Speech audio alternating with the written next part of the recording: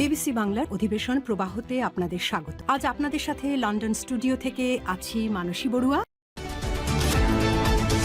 বাংলাদেশের সর্বশেষ গুরুত্বপূর্ণ আপডেট সংবাদে আপনাকে স্বাগত। শুরুতেই সংবাদ শিরোনাম, পরে বিস্তারিত। প্রথমেই জানাবো, হবিগঞ্জ ও সিলেটে হামলার প্রতিবাদে রাজধানীতে এনসিপির মশাল মিছিল। হবিগঞ্জ জাতীয় ছাত্রশক্তি নেতা আলিফ চৌধুরীর উপর হামলায় তার চোখ ক্ষতিগ্রস্ত হয় এবং সিলেট সহ দেশের বিভিন্ন স্থানে দলীয় কর্মসূচিতে হামলার প্রতিবাদে রাজধানীতে বিশাল মশাল মিছিল করেছে জাতীয় নাগরিক পার্টি এনসিপি। আজ রাজধানী বাংলা মোটর থেকে মশাল মিছিলটি বের হয়ে শাহবাগ মোড়ে গিয়ে শেষ হয়। এদিকে কুড়িগ্রামে ছাত্রশক্তির নেতার উপর ছাত্রদল নেতাদের হামলা। কুড়িগ্রামের ফুলবাড়িতে জাতীয় নাগরিক পার্টি এনসিপি ছাত্র সংগঠন জাতীয় ছাত্রশক্তির উপজেলা সদস্য সচিব আজান আহমেদ শাওনের উপর হামলার অভিযোগ উঠেছে ছাত্রদল নেতাকর্মীদের বিরুদ্ধে। সন্ধ্যায় ফুলবাড়ি শহরের 0 পয়েন্ট এলাকায় এই ঘটনা ঘটে। হামলায় গুরুতর আহত হন শাওন। সহকর্মীরা তাকে উদ্ধার করে ফুলবাড়ি উপজেলা স্বাস্থ্য কমপ্লেক্স এবং পরে উন্নত চিকিৎসার জন্য রংপুরে পাঠিয়েছে। এবারে জানাবো, শেরপুরে বাসের ধাক্কায় অবসরপ্রাপ্ত সেনা কর্মকর্তা নিহত। বগুড়া শেরপুরে ঢাকা বগুড়া মহাসড়ক পার হওয়ার সময় দ্রুতগামীর একটি যাত্রীবাহী কোচের ধাক্কায় শাহজান আলী 65 নামের এক অবসরপ্রাপ্ত সেনা কর্মকর্তা নিহত হয়েছে।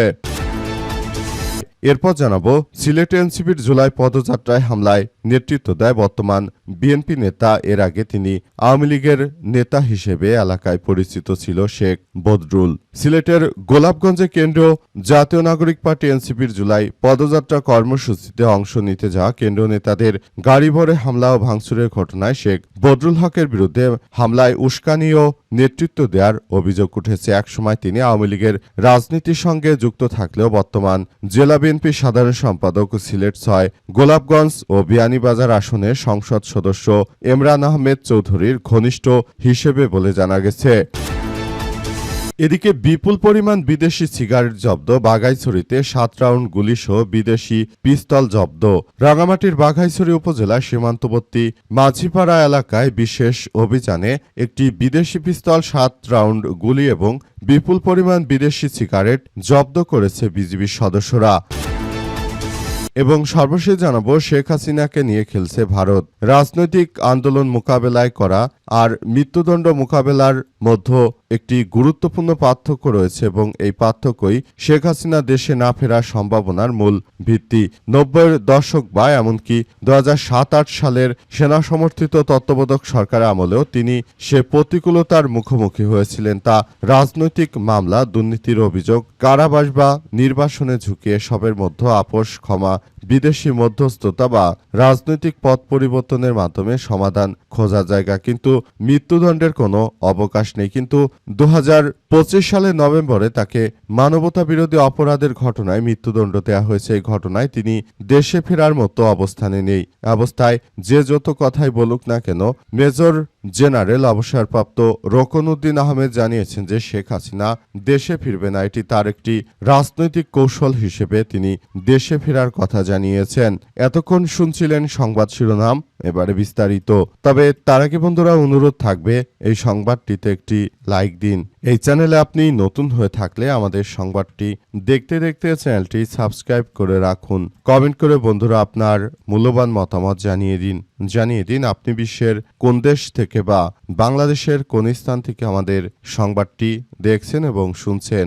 আর বন্ধুরা, সংবাদটি আপনার সোশ্যাল মিডিয়া ফেসবুকে শেয়ার করে বন্ধুদেরও দেখার সুযোগ করে দিন। গাজা যুদ্ধে আপনি যদি নিরীহ ফিলিস্তিনিদের ভালোবেসে থাকেন বন্ধুরা, কমেন্টে ইয়েস লিখে পুরো বিশ্ববাসীকে আমাদের এই তাজা আপডেটটি দেখার সুযোগ করে দিন। এবারে বিস্তারিত। শেরপুরে বাসের ধাক্কায় অবসরপ্রাপ্ত সেনা কর্মকর্তা নিহত। বগুড়া শেরপুরে ঢাকা বগুড়া মহাসড়ক পার হওয়ার সময় দ্রুতগতির একটি যাত্রীবাহী কোচের ধাক্কায় শাহজান আলী 65 নামে এক অবসরপ্রাপ্ত সেনা কর্মকর্তা নিহত হয়েছে। আজ রাত 8টার দিকে উপজেলার শাহবন্দেগী ইউনিয়নের হাওয়াখানা এলাকায় এই মর্মান্তিক দুর্ঘটনা ঘটে। নিহত শাহজাহান আলী একই ইউনিয়নের শেরুয়া পটতলা এলাকার বাসিন্দা বলে জানা গেছে। এই ঘটনা এখন পরিস্থিতি থমথমে অবস্থা বিরাজ করছে। স্থানীয়রা জানান যে শাহজাহান আলী মহাসড়ক পার হচ্ছিলেন। এ সময় বগুড়াগামী একটি দ্রুতগতির কোচ তাকে সজোরে ধাক্কা দিলে তিনি ঘটনাস্থলেই নিহত হন। দুর্ঘটনার পরপরই এলাকায় শোকের ছায়া নেমে এসেছে। খবর পেয়ে শেরপুর ফায়ার সার্ভিস ও সিভিল ডিফেন্সের উদ্ধারকর্মী দল ঘটনাস্থলে পৌঁছে লাশ উদ্ধার করেছে।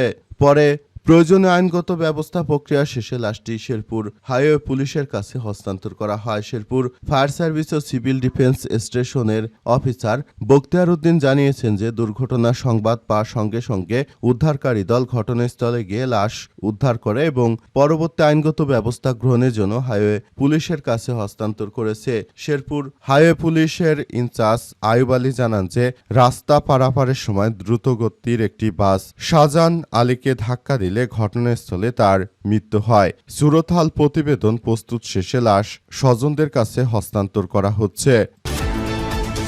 হবিগঞ্জ এবং সিলেটে হামলার প্রতিবাদে রাজধানীতে এনসিপির মশাল মিছিল। হবিগঞ্জে জাতীয় ছাত্রশক্তি নেতা আলিফ চৌধুরীর উপর হামলায় তার চোখ ক্ষতিগ্রস্ত হয় এবং সিলেটসহ বিভিন্ন স্থানে দলীয় কর্মসূচির প্রতিবাদে রাজধানীতে মশাল মিছিল করেছে জাতীয় নাগরিক পার্টি এনসিপি।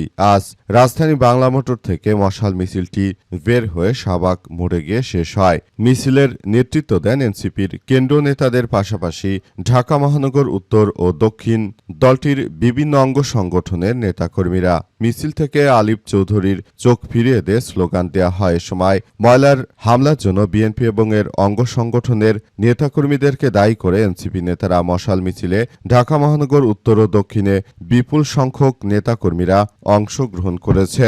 ঢাকায় এনসিপির এই বিরাট বিক্ষোভ মিছিল দেখে তারেক রহমানের বুকে ধরফর শুরু হয়ে গেছে। তারেক রহমান আসলে যে অন্যায় অত্যাচার শুরু করেছে শেখ হাসিনার মতো এর জুলুমের শেষ হবে কবে? শেখ হাসিনা যেমন তার নির্দেশে তার নেতৃত্ববৃন্দরা সারা দেশে ত্রাসের রাজত্ব কায়েম করেছিল, ঠিক একই কায়দায় তারেক রহমানের ছাত্রদল এই মুহূর্তে বাংলাদেশে ত্রাসের রাজত্ব কায়েম করেছে। আর সেটা সম্ভব হয়েছে তারেক রহমানের নির্দেশে। তারেক রহমানের এই জুলুমের শেষ হবে কবে? যেখানে একজন নিরীহ শিক্ষার্থীর তার দুটি চোখকেই নষ্ট করে দিল বিএনপি, তার বদদোয়াতেই শেষ হবে এই বিএনপির অবৈধ সাম্রাজ্য। এই অবৈধ সাম্রাজ্য কবে পতন হবে বলে আপনি মনে করেন সেটি আমাদের কমেন্ট করে জানাতে পারেন। ইতিমধ্যে রুমিন ফারহানা জানিয়েছে যে বিএনপির পতন আগামী 15 মাসের মধ্যেই হয়ে যাবে। কুড়িগ্রামে ছাত্রশক্তি নেতার উপর ছাত্রদলের হামলার অভিযোগ। কুড়িগ্রামের ফুলবাড়িতে জাতীয় নাগরিক পার্টি এনসিপি ছাত্র সংগঠন জাতীয় ছাত্রশক্তির উপজেলা সদস্য সচিব আজান আহমেদ শাওনের উপর হামলার অভিযোগ উঠেছে ছাত্রদলের নেতাকর্মীদের বিরুদ্ধে। গত বুধবার সন্ধ্যায় ফুলবাড়ি শহর 0 পয়েন্ট এলাকায় এই ঘটনা ঘটে। হামলায় গুরুতর আহত হন শাওন। সহকর্মীরা তাকে উদ্ধার করে ফুলবাড়ি উপজেলা স্বাস্থ্য কমপ্লেক্স এবং পরে উন্নত চিকিৎসার জন্য রংপুরে পাঠান। এই ঘটনা এখন পরিস্থিতি থমথমে অবস্থা বিরাজ করছে। অনেকেই বলাবলি করছে যে সাম্প্রতিক ছাত্রলীগের কুড়িগ্রাম জেলা পূর্ণাঙ্গ কমিটি দেয়াকে কেন্দ্র করে ফুলবাড়ি উপজেলা ছাত্রদল বুধবার শোডাউনের আয়োজন করে। এদিন হবিগঞ্জ এনসিপির কেন্দ্র নেতাকর্মীদের উপর হামলার প্রতিবাদে বিক্ষোভ মিছিলে ডাক দেয় ফুলবাড়ি উপজেলা এনসিপি। মিছিল শেষে সন্ধ্যার পর এনসিপির নেতাকর্মীদের নিজ নিজ গন্তব্যে ফিরছিলেন। এ সময় শহরের 0 পয়েন্টে ছাত্রদলের এক গ্রুপ শাওনের উপর হামলা চালায়। আজান আহমেদ শাওন সামাজিক যোগাযোগ মাধ্যম ফেসবুকে লিখেছেন যে স্থানীয় ছাত্রদল নেতা হামিদুল আদম আলী ও বিজয় চন্দ্রের নেতৃত্বে তার উপর এই সন্ত্রাসী হামলার ঘটনা ঘটেছে। এই হামলার মধ্য দিয়ে মূলত সবাই আরও বেশি বিএনপির প্রতি অতিষ্ঠ বোধ করছে। এই সন্ত্রাসী রাজনৈতিক দলটি তারা ক্ষমতা আসার পর থেকেই দেশ জুড়ে যে ধরনের সন্ত্রাসী কার্যক্রম শুরু করেছে সেটা আসলে কোনোভাবেই গ্রহণযোগ্য নয়। সন্ত্রাসীদের বিরুদ্ধে সবাইকে এখনই সজাগ ও সবাইকে কার্যকর ভূমিকা পালন করতে হবে বলে উল্লেখ করা হয়েছে।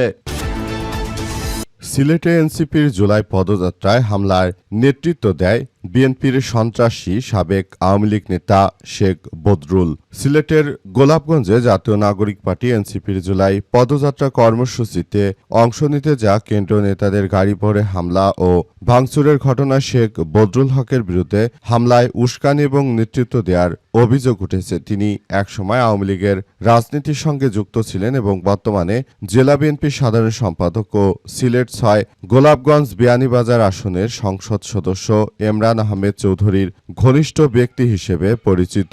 এছাড়াও তিনি ইউনাইটেড আরব আমিরাত যুবদলের সিনিয়র যুগ্ম সম্পাদক এবং গোলাপগঞ্জ পৌর বিএনপির সভাপতি শফিকুর রহমান মাহির ঘনিষ্ঠ বলে জানা গেছে। বৃহস্পতিবার গোলাপগঞ্জের পৌরসভা অডিটোরিয়ামে জুলাই গণ অভ্যুত্থানে শহীদ পরিবারের সদস্যদের নিয়ে আয়োজিত এক আলোচনা সভা শেষে এনসিপির কেন্দ্রীয় নেতারা বের হওয়ার সময় তাদের গাড়ি ভরে হামলা ও ভাঙচুরের ঘটনা ঘটে। এই ঘটনায় ধারণ করা একটি ভিডিও সামাজিক যোগাযোগ মাধ্যমে ছড়িয়ে পড়ে। ভিডিওতে গোলাপগঞ্জ পৌর বিএনপি সভাপতি মশিকুর রহমান মহিকে শেখ বদরুল হকের পাশে দেখা গেছে বলেও দাবি করা হচ্ছে। স্থানীয় সূত্র থেকে জানা গেছে যে এই বিএনপির চাঁদাবাজ সন্ত্রাসীরা আগে সারা দেশের মধ্যে যে ত্রাসের রাজত্ব কায়েম করেছিল তারা আবারও দেশটাকে একটি ধ্বংসস্তূপে ঠেলে দিতে চাইছে। এদের হাত থেকে বাংলাদেশটাকে রক্ষা করা এই মুহূর্তে সবার জন্য খুব বড় ধরনের কার্যক্রম।